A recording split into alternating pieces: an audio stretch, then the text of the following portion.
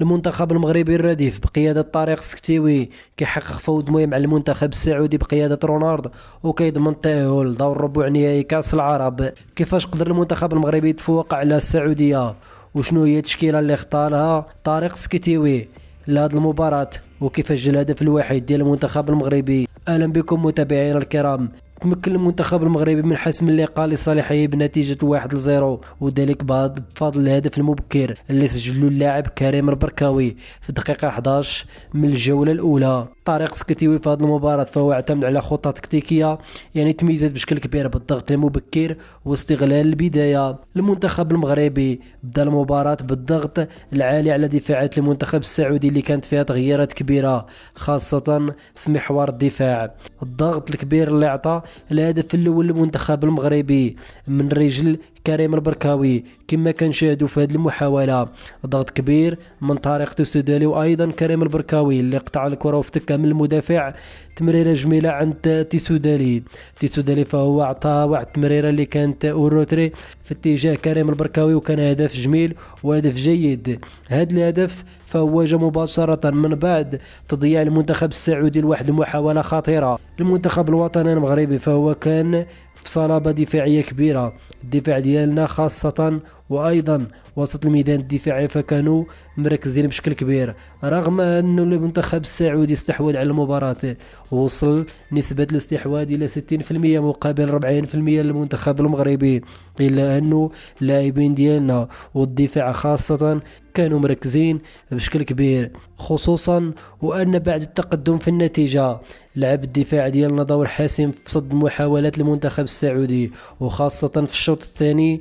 واللي كيأكد كلامي فهو المحاولات اللي ضيعهم المنتخب السعودي خاصة اللي تصدى لهم الدفاع وأيضا الحارس المهدي بن عبيد. المنتخب المغربي استفاد من تضييع الركلة جزاء اللي كانت لصالح المنتخب السعودي كما كنشاهدوا في هذه اللقطة.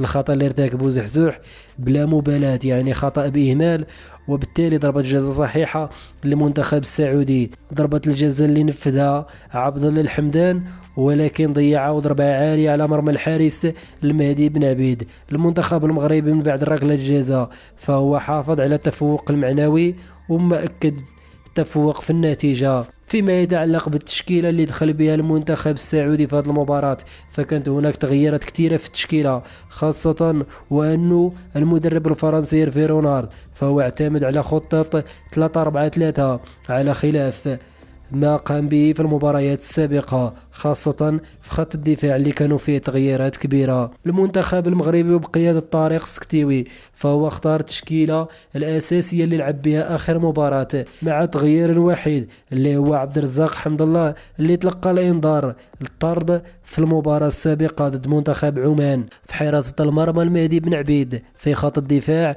محمد بولكسوت، سفيان بوفتيني، مروان سعدان، الموساوي. في وسط الميدان أنس باش إلى جانب حريمات وأمامهم اللاعب وليد الكارطي. في خط الهجوم كنلقاو كريم البركاوي مسجل الهدف، أمين زحزوح وأمامهم طارق تيسودالي كرأس حربة. المنتخب الوطني المغربي في هذه المباراة قدم مباراة نقدروا نقولوا ماشي بالشكل كبير إلا أنها كانت منضبطة وعرف شنو بغى من خلال هذه المباراة.